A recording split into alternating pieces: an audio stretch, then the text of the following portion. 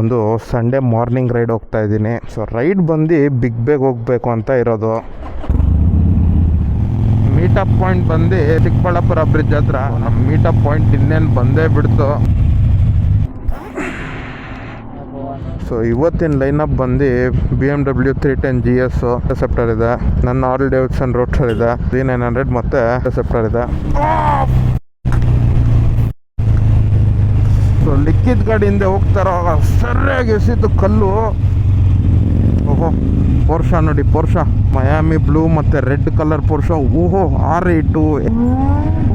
ಓಹೋ crazy super cars ಇದೆ, crazy low ಇದೆ ಗಾಡಿ ಅಂತೂ. ವಾಪ ಕ್ರೇಜಿ ಲೈನಪ್ ಇದೆ. ಬನ್ನಿ ಫಸ್ಟ್ ಗಾಡಿ ನಿಲ್ಲಿಸ್ಬಿಟ್ಟು ಹೋಗಿ ನೋಡ್ಕೊಂಬರೋಣ.